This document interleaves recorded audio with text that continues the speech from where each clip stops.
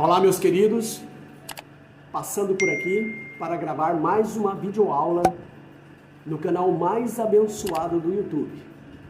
E mais louco, mas é claro, por Jesus. Cristianismo acima de tudo e Deus acima de tudo. E hoje nós vamos gravar e ministrar a lição de número 12, que será licionada na sua classe no dia 23 de junho de 2024, cujo tema é a bendita esperança, a marca do cristão.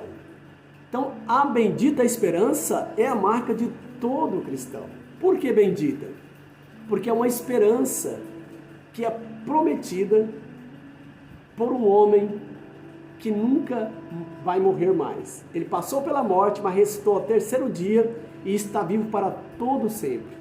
E as promessas que ele faz, podemos esperar confiante, porque ele vai cumprir, porque ele é verdadeiro e fiel. Os homens esperam na economia, esperam nos presidentes, esperam em várias coisas. E até um ditado popular que diz que a esperança é a última que morre. Mas a marca do cristão, a bendita esperança, a nossa esperança não morre, porque ela é o próprio Cristo. E Ele é eterno, Ele é Deus. Ele veio a essa terra para nos salvar e nos garantir a salvação. Ele morreu na cruz, mas ao terceiro dia ressuscitou a nossa esperança. E tudo o que Ele prometeu, a base das suas promessas está na sua palavra, na Bíblia Sagrada. E essa base, ou essas promessas, elas não morrem, elas vão ser todas cumpridas. Já cumpriram, está cumprindo e vai cumprir, porque quem prometeu é fiel, ok? E o crente é como um navio. O navio, quando ele precisa estacionar, então ele solta as suas âncoras, que fincam na areia, no solo, e o navio fica estático, ok? O crente é diferente. A sua âncora não vai para baixo, a sua âncora vai para cima e fixa na rocha que é Cristo Jesus, certo? E existe um jargão popular, né, muito interessante, que o navio está no mar, mas o mar não pode estar no navio. A igreja está no mundo, mas o mundo não pode estar na igreja, tá? Porque nós estamos ancorados em Cristo e a nossa âncora ela vai para cima e fixa na rocha que é Cristo Jesus. Não estamos à deriva, nós temos o norte e a nossa esperança é a vida eterna em Cristo Jesus. E convidamos você para passar para o lado de cá, para você ter essa viva esperança que nunca morre, porque quem prometeu é fiel e vive eternamente. Vamos à nossa lição, sem mais delongas, sem mais demora. A bendita esperança, a marca do cristão. Texto áureo, aguardando a bem-aventurada esperança e o aparecimento da glória do grande Deus e nosso Senhor Jesus Cristo. Tito 2:13. Verdade prática, a esperança cristã é a âncora que mantém a alma do crente firme diante dos desabores em nossa jornada de fé. Então eu falei sobre a âncora, antecipando essa verdade prática, ok? Então, muito importante nós sabermos, né, em quem nós esperamos. Tá? E a gente veja as pessoas que não têm Cristo, que confiam no homem, decepciona, que confia na política, decepciona, que confia na economia, decepciona, ok? E a esperança vai morrendo, né? E aí vem as calamidades, né, os desastres ecológicos, os fenômenos naturais acontecendo por causa do pecado da humanidade, e as pessoas vão morrendo a sua esperança, ficam todos temerosos. Em quem nós vamos esperar? Como nós vamos fazer? Mas o crente, quanto mais acontecimento, né, acontece, mais o Espírito Santo alerta ele, dizendo: olha, está próximo a volta do nosso Senhor Jesus Cristo. Aí nossa esperança renova e nós nos alegramos em meio às tormentas, em meio às adversidades, em meio aos terríveis acontecimentos. Nós levantamos a nossa cabeça e estamos alegres, porque a nossa esperança está às portas, que é Cristo Jesus, que vai nos levar para o céu. E queremos apresentar essa esperança para você, tá? Creia em Cristo Jesus, porque esse mundo vai de mal a pior, mas os que confiam em Deus escaparão para cima para viver um novo céu e uma nova terra, onde não haverá mais lágrimas, nem pranto, nem morte, sepulcro não passará mais em frente à sua porta, porque o nosso Senhor Jesus é fiel e verdadeiro e poderoso para cumprir aquilo que Ele nos prometeu. Tá? Existe um texto bíblico em Hebreus capítulo 11, verso 1, se não estou equivocado, diz que a fé é o firme fundamento das coisas que não se vê, mas é a prova das coisas que se esperam. Então a fé, ela é intrínseca com a esperança. Tá? Elas andam de mão dada, não existe fé sem esperança e nem esperança sem fé, elas são una. Então a nossa fé e a nossa esperança está em Cristo Jesus, nosso Senhor. Bendita a esperança, né? Então vamos aqui, nós temos a leitura bíblica em classe, Romanos 8, versículo 18 ao 25. Não vamos ler para ganharmos tempo e já vamos adentrar na lição. Nosso comentarista é o pastor Osiel Gomes, um exímio comentarista, um exímio pastor, formado em várias áreas, como já dissemos em outras videoaulas, tá? E o tema geral da nossa lição é a carreira que nos está proposta, o caminho da salvação, santidade e perseverança para chegar ao céu, nessa bendita esperança, né? Já adentrando, nós como é de costume, os comentaristas, ele distribui, né? Ele organiza a lição em 3 tópicos principais. No primeiro tópico, nós temos aqui para onde aponta a esperança do cristão, tá? Com 3 subtópicos. No segundo tópico, nós temos a perspectiva escatológica da esperança cristã, com 3 subtópicos também. E por último, nós temos no último tópico a esperança cristã como âncora da alma, com 3 subtópicos. Meus queridos, não deixa, né, de dar o seu like, compartilhar os nossos vídeos para as pessoas que você conhece, ok?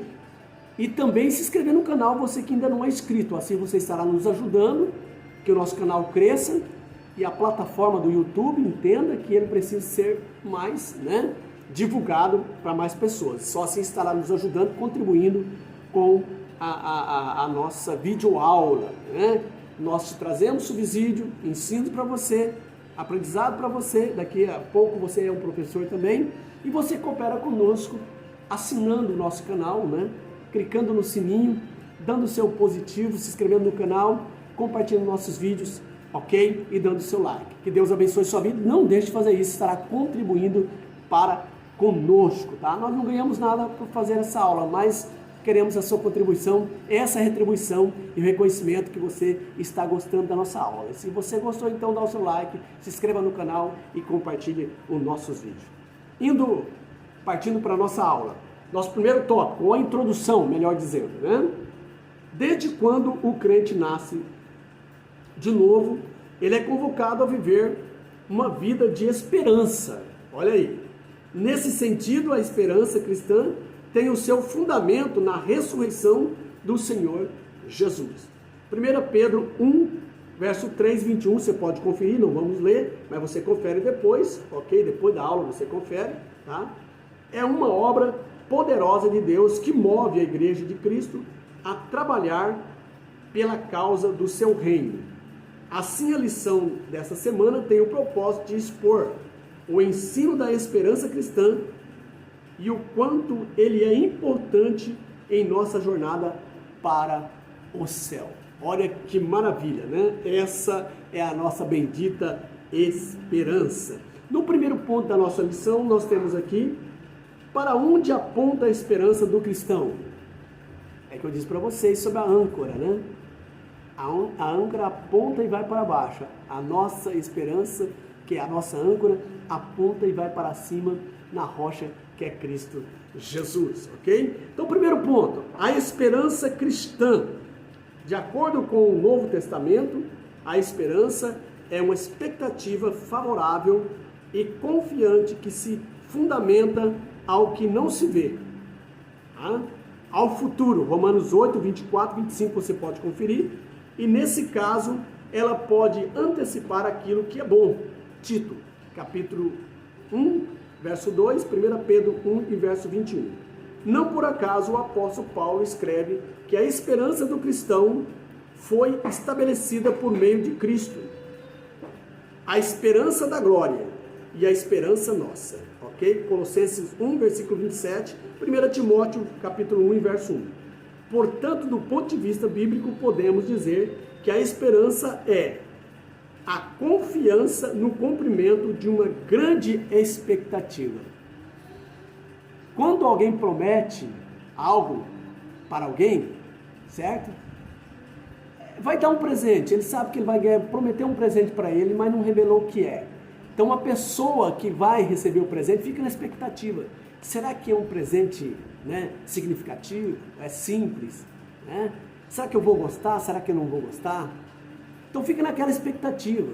Agora aqui, quem prometeu para nós o céu, a vida eterna, o gozo, a alegria, foi Jesus. Ainda não conhecemos isso, de fato, mas nós sentimos, esperamos que isso é verdadeiro e que vai acontecer. O arrebatamento da igreja, por exemplo, nós ficamos na expectativa, na viva esperança, na bendita esperança, que o arrebatamento vai acontecer. Estamos esperando.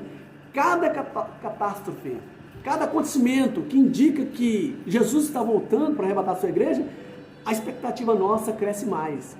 Porque sabem que a qualquer momento, Jesus virá nas nuvens. E os que dormem no pó da terra, os que morreram em Cristo, aqui é um eufemismo, né? Falar dorme para nós é uma palavra mais leve para substituir uma palavra grave, tá? Então, ao invés de falar aqueles que morreram, que estão no pó da terra, não falar aqueles que dormem, tá? É um eufemismo, tá? Eufemismo, ok? Uma palavra leve, tá? Isso chama-se eufemismo. Então, aqueles que dormem no pó da terra, nós não precederemos eles. Eles ressuscitarão primeiro e nós que estamos vivos, juntamente com eles, seremos arrebatados a encontrar com Cristo nos ares. E nós estamos nessa expectativa, porque quem prometeu é fiel para cumprir isso, meus queridos. Olha só a nossa bendita esperança. Avançando para o segundo ponto, a esperança nas cartas do apóstolo Paulo. O apóstolo Paulo é o que mais, né, falou sobre essa bendita esperança em suas 13 cartas, né? Olha aí, a esperança nas cartas do apóstolo Paulo. O assunto da esperança cristã está bem presente nas cartas apostólicas de Paulo. Nela percebemos a esperança na ressurreição dos mortos em Cristo, tá? Atos 23, 6, depois você confere. 1 Tessalonicenses 4, 13 e 14. A esperança do cumprimento da promessa. Atos 26, versos 6 e 7. A esperança na justiça. Gálatas 5 e 5. Tá? A esperança do evangelho. Colossenses 1 e 5. A esperança do arrebatamento da igreja. 1 Tessalonicenses 5 e 8, você pode conferir. A esperança da vocação. Efésios 1, versículo 18. A esperança da vida eterna. Título 1, verso 2, 3 e capítulo 3 e 7. E finalmente a esperança do aparecimento da glória de Deus e do Senhor Jesus Cristo. Título 2 e verso 13. Na primeira carta de Paulo aos Coríntios, a esperança aparece como a segunda virtude mencionada ali. 1 Coríntios 13 e 13. Eu esqueci de colocar meu microfone aqui, mas graças a Deus está aqui pertinho. Acredito que vai sair bem o som, né? Vou colocar agora, estava aqui do lado e eu esqueci de colocar, vocês não reparam, né? Às vezes acontece isso, né? Mas vamos colocar aqui para ficar melhor, né? A qualidade do som, ok? Então paramos aqui no 2, né? Paulo apresenta aqui várias esperanças aqui, tá? A esperança do cumprimento da promessa, a esperança da justiça, tá? A esperança do evangelho, a esperança do arrebatamento da igreja, olha aí, a esperança da vocação, a esperança da vida eterna e, finalmente, a esperança do aparecimento da glória de Deus e do Senhor Jesus Cristo. Tá?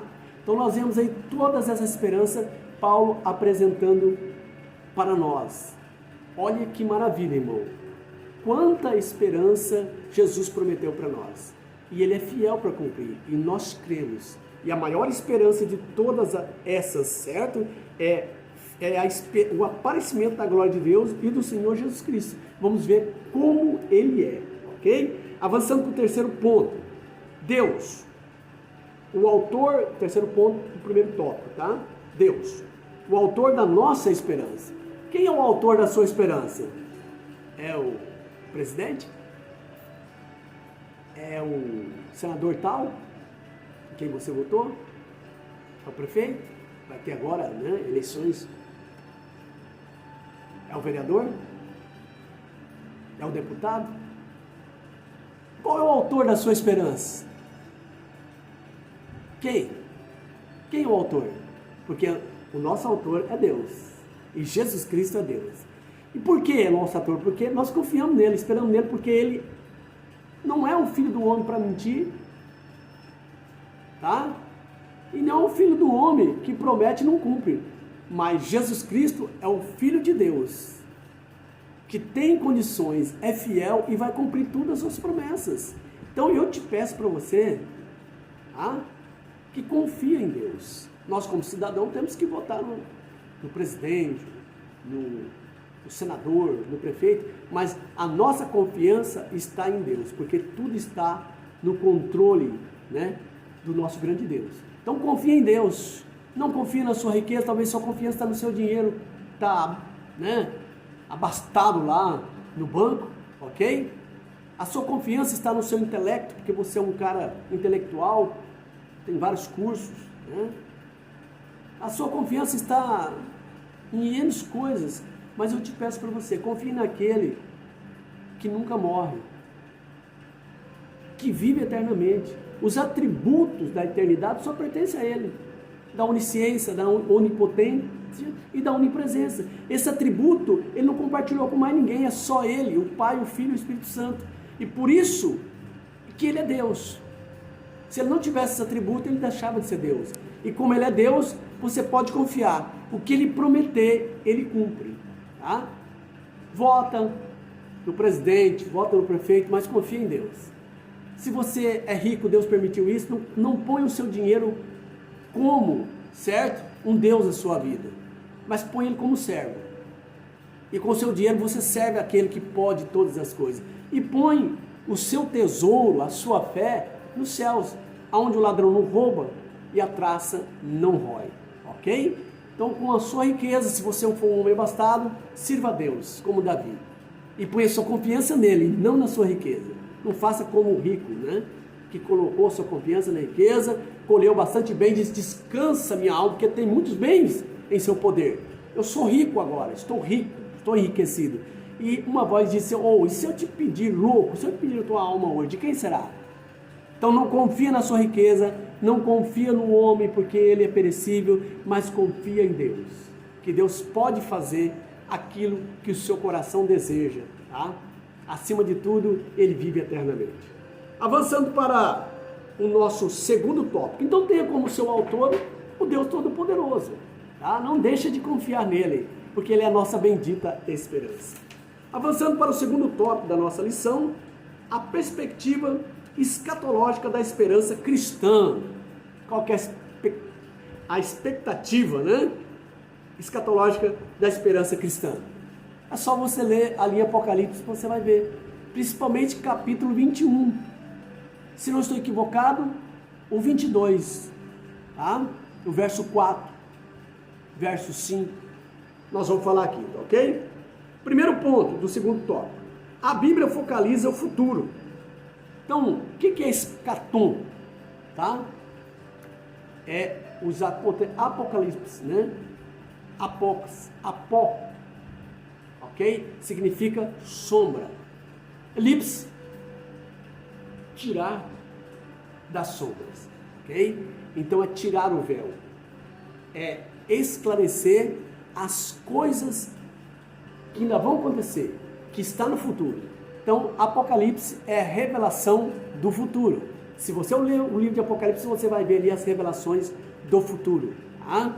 Que fala também da vinda, né, de Jesus glorificado. Vai ver ali Jesus no primeiro capítulo, você vai ver João tendo a visão ali, que ele estava na ilha de Patmos, ele vai ver Jesus, ok? Com os olhos como chama de fogo.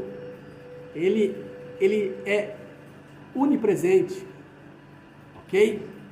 E também você vai ver Jesus com os cabelos brancos, cabeça e cabelos brancos, que fala sobre a sua eternidade e a sua santidade.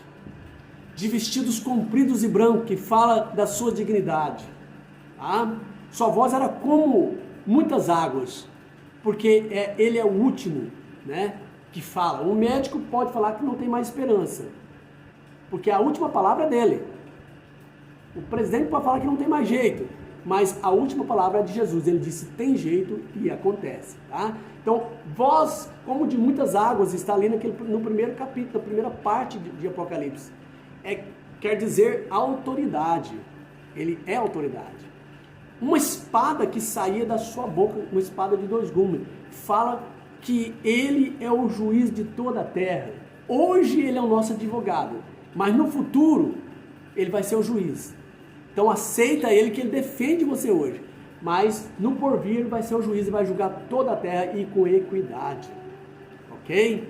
Também diz que ele é o último, o primeiro e o derradeiro. E ele diz para João, eu tenho em minhas mãos a chave da morte e do inferno, ok? Então é ele quem pode, né, nos livrar da morte eterna, ele que pode nos livrar do inferno. É isso que ele está dizendo, porque ele tem todo o poder. Ele disse, eu que fui morto, mas estou vivo para todo sempre, João. Olha aí que maravilha, tá? Os seus pés eram como latão reluzente, significa onipotência, tá? Equilíbrio, equidade, tá? Era como latão passado na forma de 7 vezes e reluzente os seus braços e os seus pés. Tá? E diz João que ele andava entre os 7 castiçais. Aqui os 7 castiçais, ele viu entre os 7 castiçais como o Filho do Homem, era Jesus Cristo. 7 castiçais representa as 7 igrejas da Ásia. E cada período das 7 igrejas da Ásia representa um período da igreja na Terra. Nós estamos hoje vivendo o último período de Laodiceia. Eis que estou à porta e bato. Quem abrir a porta entrarei, cearei com ele e ele comigo. Então tem muitas igrejas que pôs Jesus para fora. Mas hoje está batendo. Abra a porta, porque não virei sobre a ti. Oxalá se você fosse quente, né? Ou frio. Mas como tu é morno, vomitar-te-ei da minha boca. Então toma uma posição. Há muitas igrejas, né, que têm sido fria, que têm sido morna, né? Mas Jesus disse, olha, seja quente, seja fervorosa, pentecostal, porque eu estou à porta e bato. Deixa eu entrar, porque eu quero levar vocês para o céu. Porque Ele é o autor da bendita esperança, né? Maravilha! Então nós temos aqui, a Bíblia focaliza o futuro. A história da criação, que é o primeiro ponto do segundo tópico. A história da criação se inicia com Deus. O primeiro livro da Bíblia, Gênesis, nos leva a isso. Infelizmente, ao se desdobrar o acontecimento do início de Gênesis, o pecado provocou desarmonia na criação. Entretanto, Deus age para que tudo volte a ser perfeito, equilibrado e harmônico. Isso que o apóstolo Paulo revela a partir da menção que faz a abrangência cósmica da morte de Jesus Cristo. Efésios 1 e 10. Essa promessa originou no Éden, com a descendência da mulher, e se revelou hoje, por meio de Cristo, como fio condutor da Sagrada Escritura, Gênesis 3 e 15 e Apocalipse 12 e 9. Então você confere lá, ok? Então o homem pecou contra Deus no Éden, tá? Todos nós fomos atacado e mordido pela serpente do Éden. Ali Satanás, né, incorporou a serpente e enganou Eva. E esse veneno dessa serpente passou a todos nós, a humanidade. Pecamos contra Deus. em Adão e Eva, ok? Todos nós estávamos condenados. Você vai ver isso lá, esse escaneamento, esse retrato, em Números capítulo 21, a partir do versículo 4 ao 9, onde o povo estava peregrinando no deserto. E eles começaram a murmurar contra Deus e contra Moisés, dizendo: não tinha sepulcro no Egito para não morrer, ali você, esse seu Deus nos trazer para morrer nesse deserto. E eles disseram: essa comida vil, né? Nós temos nojo dessa comida desprezível, dessa comida vil, que era o maná. Blasfemaram contra Deus e pecaram contra Moisés. E Deus irou tanto que mandou serpentes ardentes para picar todo o povo de Israel. E todo o povo foi contaminado pelo veneno, estava todo na iminência de morrer.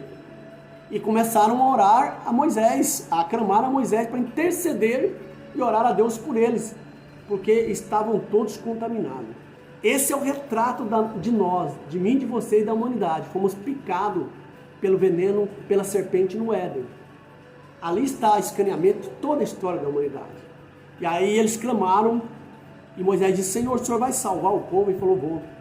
Pendura, faz uma serpente de metal e pendura na haste, em uma haste, em uma cruz. E todos aqueles que olharem para a serpente, eu vou dar a possibilidade de ser curado. E foi o que aconteceu. Todos aqueles que olharam eram curados da mordida da serpente, do veneno da serpente.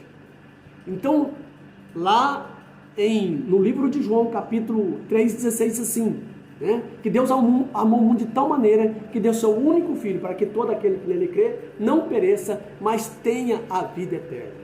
Jesus veio e morreu na cruz do Calvário, e todo aquele que olhar para Jesus será salvo. Porém, aquele que não crê já está condenado. Então Deus dá uma possibilidade de você ser salvo, de você ser curado do veneno da serpente. E veneno só se cura com veneno. Jesus teve que se fazer pecador para pagar os nossos pecados. A nossa dívida era alta. A promissória da nossa dívida, que era contra nós, era impagável. Ninguém conseguiria pagar, mas Jesus disse: Pai, eu vou pagar essa dívida. Desvia a tua ira do homem, porque todo estava predestinado ao inferno por causa da ira de Deus contra o pecado. E Jesus entra na frente e diz: Pai, manda a sua ira para mim, porque eu vou pagar sem pecado, mas vou me fazer pecador, porque com o veneno de serpente combate com o veneno de serpente. Embora Jesus nunca tenha pecado, mas se fez pecador em nosso lugar, e ele veio a essa terra, tabernaculou-se em homem, em carne. E se alguém perguntasse aonde mora Deus, alguém dizia assim: olha, na rua direita ali, aonde é a casa de Maria e José, lá estava Deus. Deus habitou entre nós. Olha que maravilha, irmão. Deus se fez como um de nós para nos salvar. Se fez pecador, embora não pecando, porque veneno de serpente só se cura com veneno de serpente. E todos aqueles que olharem para a cruz de Cristo e aceitaram como Salvador, reconheceram o seu sacrifício na cruz, como o povo de Israel que olhou para a serpente de metal e foi curado, você vai ser salvo, olhando para Jesus, o autor e consumador de nossa fé. Essa é a nossa bendita esperança. Avançando então para o segundo ponto, o segundo tópico. A esperança no porvir traz consolo e alegria ao crente. Olha aí, é o que eu disse, né?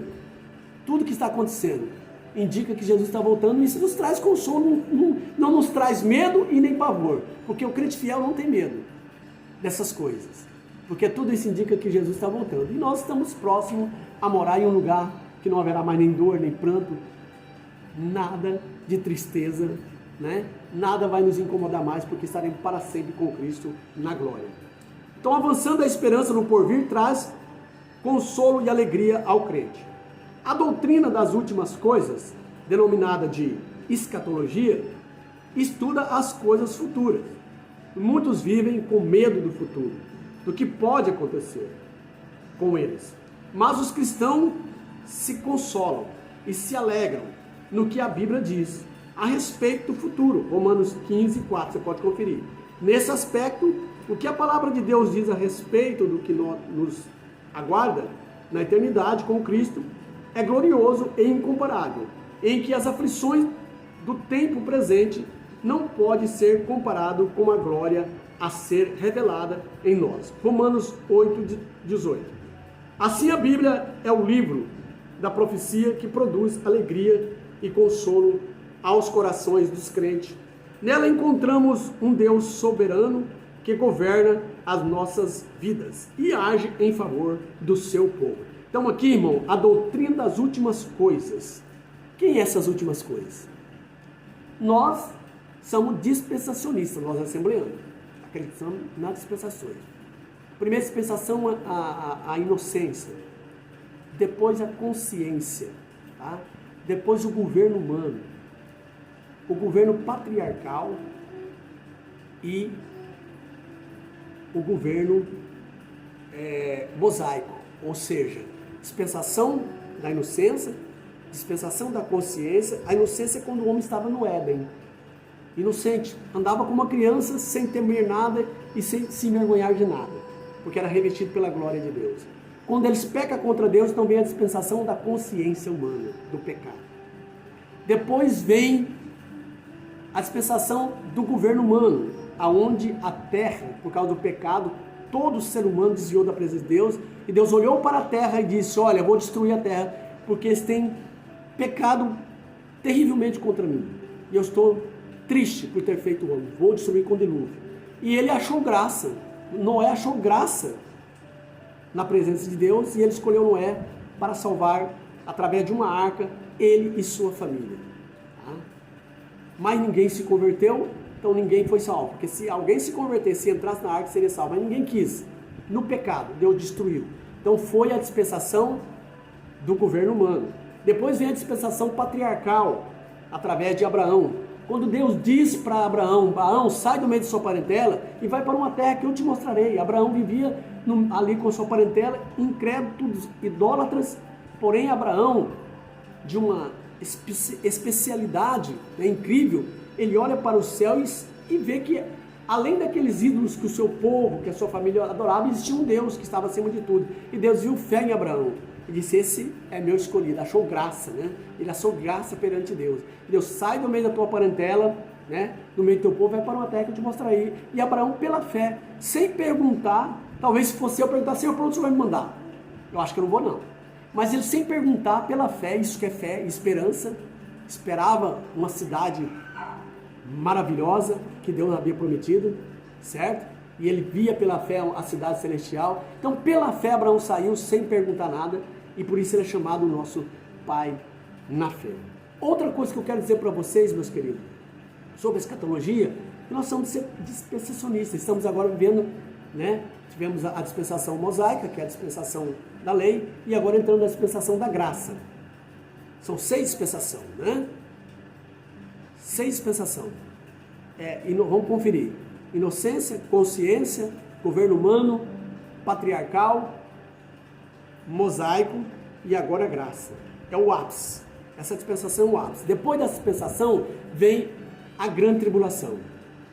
Houve grandes tribulações em várias partes, mas agora essa vai ser global, e por isso é chamada da terrível e grande tribulação, que nunca houve e só haverá essa, ok? Nos primeiros 3 anos e meio, o anticristo vai governar, aparentemente vai resolver tudo. Depois ele vai mostrar a unha e vai vir aí 3 anos e meio de grande sofrimento, ok? De grande tribulação, aonde as pessoas vão querer que um monte caia sobre elas, mas diz que Deus vai prender a morte. E ninguém vai morrer, vai ficar 6 meses em grande tribulação querendo morrer, e não vai ter, a morte vai fugir deles. Pedir para o monte cair sobre eles, ok? Então, essa é a grande tribulação, tá? Muitos acontecimentos. Após essa grande tribulação, na segunda fase, a segunda vinda de Jesus, porque nós somos pré-tribulacionistas, antes da grande tribulação, Jesus disse, o Senhor disse em Apocalipse, tá? Que como guardaste, né, guardaste a minha palavra, eu também vos guardarei daquele dia, da grande tribulação que há vindo sobre todo o mundo, ok? Então, como guardaste a minha palavra, eu vos guardarei da tentação que há de vir sobre todo o mundo. Então, nós somos pré-tribulacionistas. Nós acreditamos que antes da grande tribulação nós vamos ser arrebatados. Essa é a nossa crença, é o que nós cremos, porque somos dispensacionistas. Tá? E é bíblico. E nós vamos ser arrebatados e vamos estar na glória, nas bodas do Cordeiro, no tribunal de Cristo, recebendo os galardões, enquanto aqui, durante 7 anos, certo? 3 anos e meio do anticristo governando, aparentemente tudo resolvido, depois 3 anos e meio de grande tribulação, onde ele vai mostrar as suas unhas, ok? E nós estaremos na glória com Cristo. Estou fazendo um resumo, para não ficar muito estendido o vídeo. Ah, depois desses 3 anos e meio, Jesus volta, desses 7 anos, Jesus volta, que vai ser a guerra do Armagedon, a grande guerra, as nações contra Israel. Jesus volta no Monte das Oliveiras para salvar Israel, e parte um monte no meio. Ele volta com os seus santos anjos, a igreja, e ali ele faz o julgamento das nações que levantaram contra Israel, e Israel é salvo e entra para o milênio, e todas aquelas nações que ficaram a favor de Israel, os outros porém vai ser condenada e vai ser direcionada para o inferno, ok? Todos aqueles que levantaram contra Israel. E aí o povo de Israel, mas aquelas nações que favoreceram Israel, aquelas pessoas entre as nações que favoreceram Israel, vai entrar para o milênio. Vai ter 1000 anos de paz, onde a nédia ovelha passará com o bravo leão, que agora não vai ser mais bravo, vai ser herbívoro. Como no Éden, tudo os animais eram herbívoros. Os homens comiam frutas e ervas. Depois do pecado, necessitou de proteína e começaram a comer carne, e os animais ficaram ferozes, e também existem os animais carnívoros. Mas no milênio, tudo vai ser paz. As armas vão virar enxadas. O SUS vai funcionar perfeitamente. E nós vamos reger as nações, a igreja, juntamente com Cristo. Ok? Vai ser 1000 anos de paz. Não vou entrar em detalhes para não tomar muito tempo. Depois desses 1000 anos, Satanás ficará preso durante esses 1000 anos, depois vai ser solto, vai fazer guerra contra os santos de Deus, e ele vai ser preso e lançado no lago de fogo, onde está a besta e o falso profeta. E depois todos aqueles que não estão escritos no livro da vida serão lançados no lago de fogo, chamado Geena. Foi o estudo que eu dei na lição passada. Okay? Então só uma palhinha para vocês verem, tá? A bendita esperança nossa, por isso que estamos alegres. Queremos que você venha para o nosso lado, porque esse mundo vai de mal a pior. Pelo que está acontecendo, vai se arrebentar. Está indo para o abismo. Mas aqueles que esperam em Cristo serão arrebatados. Haverá um novo céu e uma nova terra, aonde não haverá mais pranto e nem dor, e nem morte. Alegria para sempre no Espírito Santo. Vem para cá, você também. Ok? Avançando para o terceiro ponto.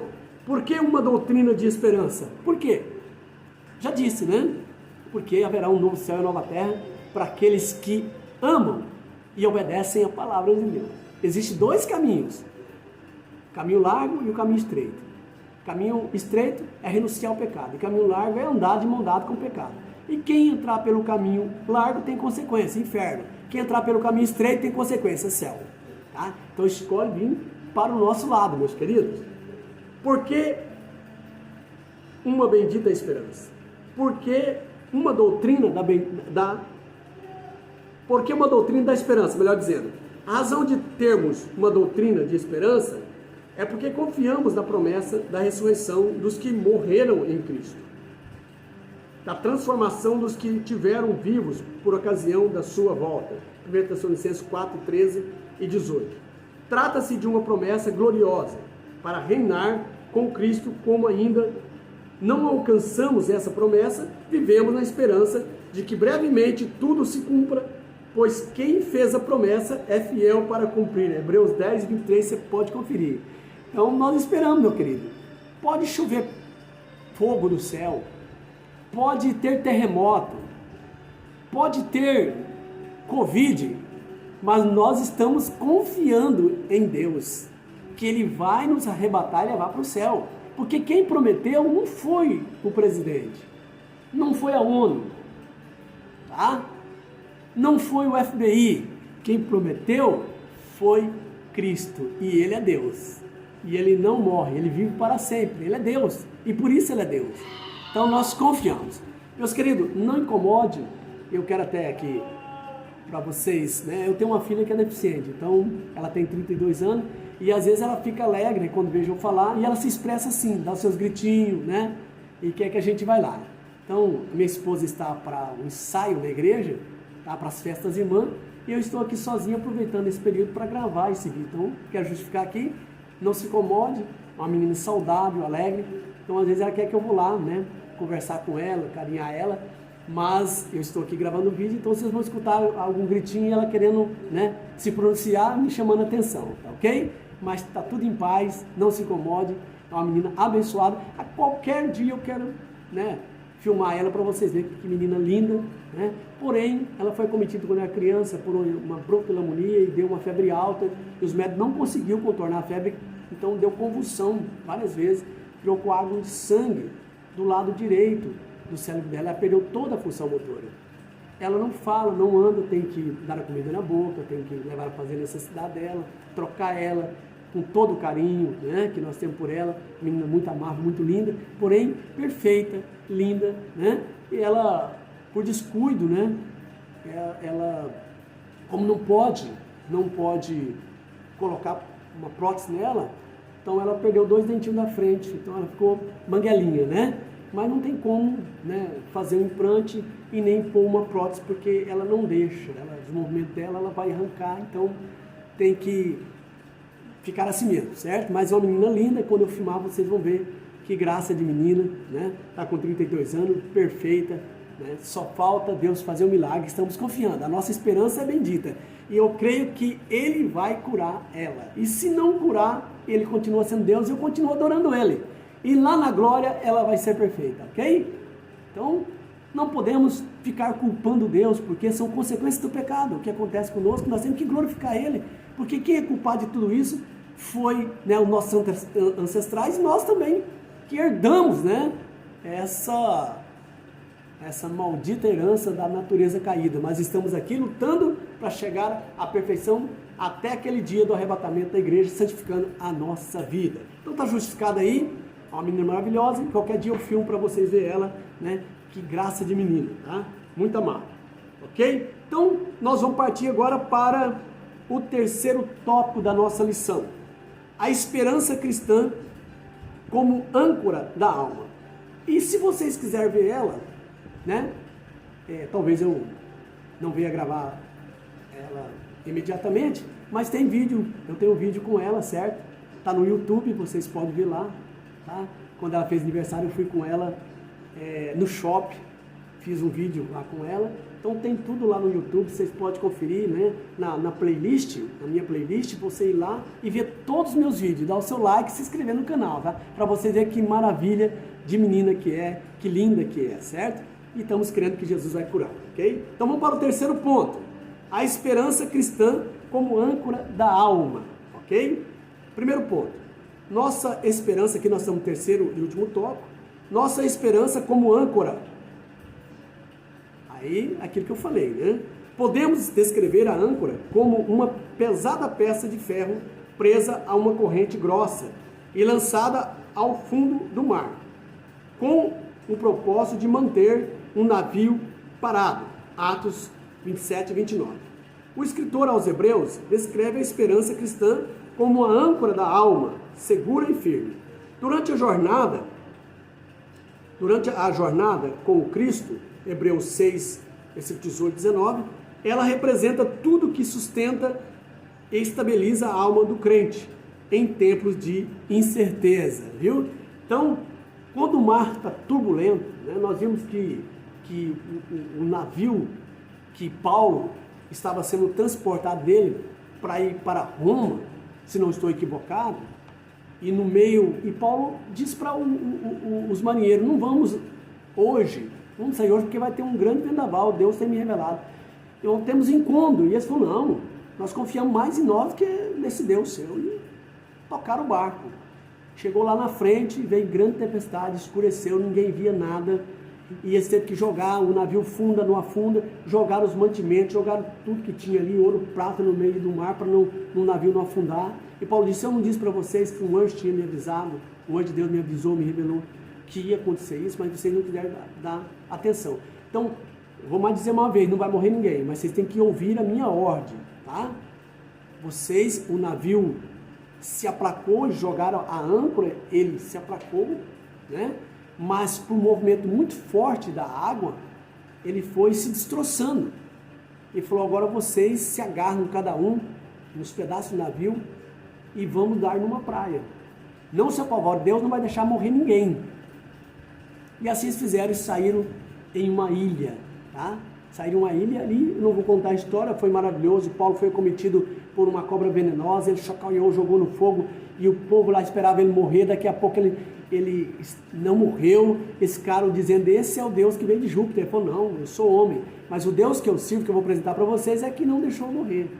Foi uma bênção, porque o cristão é assim, quando tudo parece perdido, acontece um milagre. Então é isso, essa é a nossa esperança, tá? E a nossa âncora não é como do navio que vai para baixo, mas ela vai para cima, ao contrário. Ela não vai, né, para baixo, mas ela vai vertical para cima e se finca, se segura, se afirma na rocha que é Cristo Jesus. Essa é a nossa esperança. No segundo ponto, por que a esperança do crente é a melhor? Olha aí. Porque nós confiamos em Deus. E esse Deus nosso é infalível, é imortal.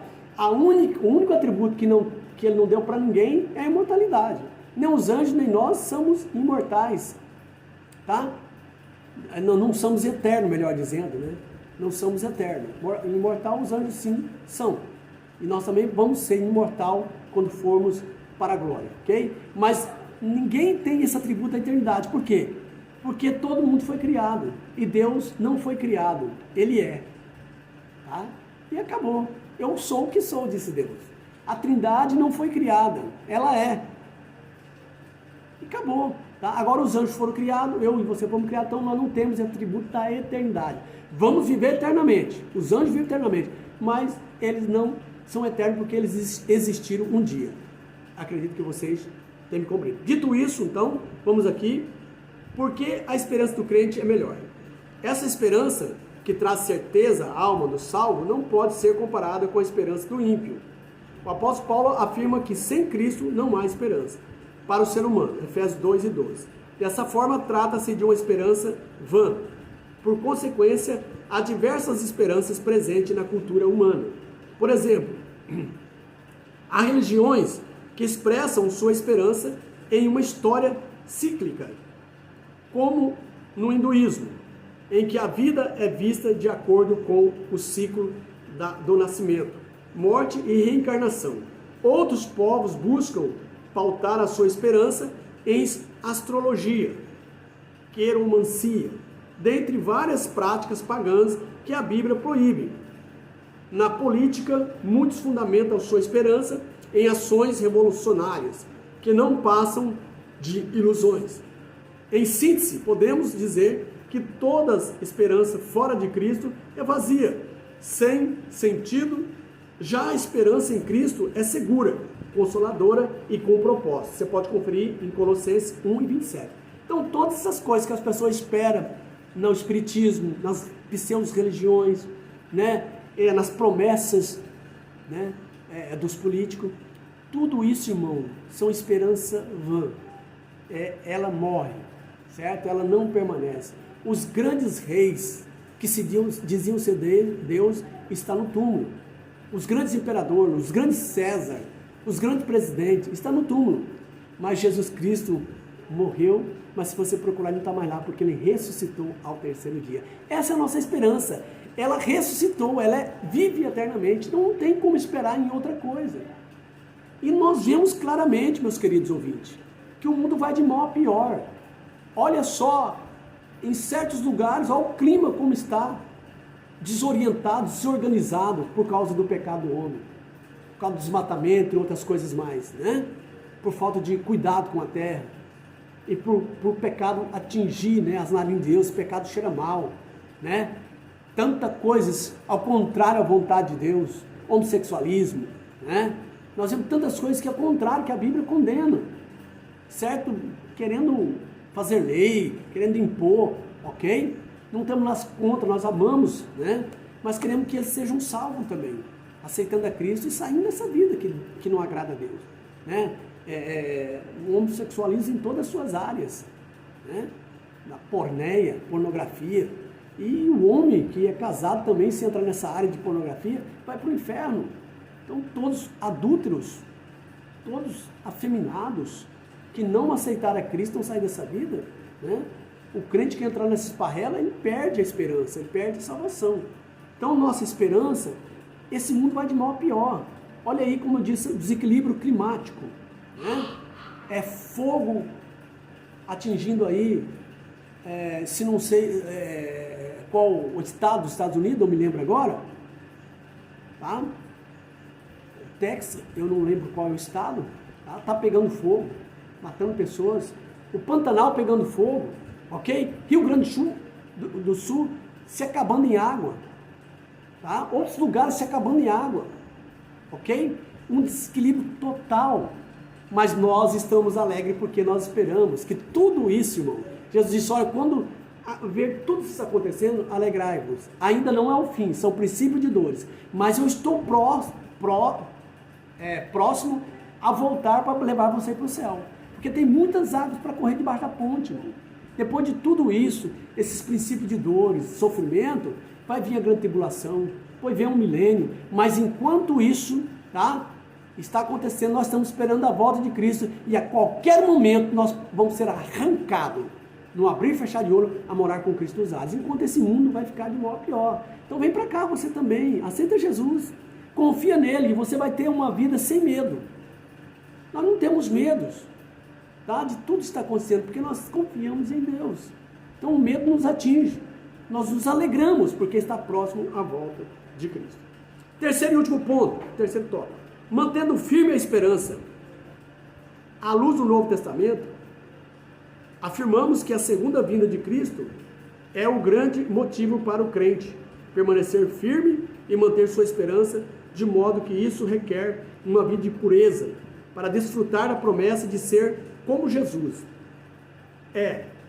1 João 3, verso 2 e 3, naqueles dias os discípulos de Cristo entendiam que a sua vinda seria de maneira iminente, esperavam rápido, né? Porque Jesus não diz quando ele ia voltar, mas ele disse para a igreja ficar pregando aqui na terra para salvar as almas e ele a qualquer momento estaria voltando. Isto é, poderia acontecer a qualquer momento, Mateus 25, verso 1 ao 13. Semelhantemente, devemos estar em prontidão, como os discípulos, aguardando o dia em que o nosso Senhor arrebatará a sua igreja, a qualquer momento. Não sabemos o dia nem a hora que o Senhor virá, mas a nossa parte é manter a nossa esperança viva e firme, Lucas 18 e 8. Então os discípulos perguntaram ao Senhor, quando será o dia da sua vinda, o fim do mundo? E ele falou, olha, não compete dizer. Eu, como homem, não sei, mas só o Pai que está no céu. É lógico que Jesus agora, como Deus, sabe. Mas o que compete a vocês é vocês ficarem em Jerusalém e esperar que do alto, né, seja revestido do poder de Deus, do Espírito Santo de Deus. Eles foram todos batizados. Então o crente tem que ficar, né, ser renovado, ser batizado com o Espírito Santo primeiramente, depois renovado cada dia mais, tá, para fazer a obra. E ele diz, e serei-me-eis testemunha, tanto em Jerusalém, Samaria, né, Judéia, até o fim da terra. Esse é o papel que o crente tem que preocupar, certo? É o papel que o crente tem que fazer, tá? De preocupar em pregar a palavra. Agora, quanto à vinda do Senhor, nós temos que estar preparados a todos os dias, que a qualquer momento ele volta. E ele fala da parábola das 10 virgens.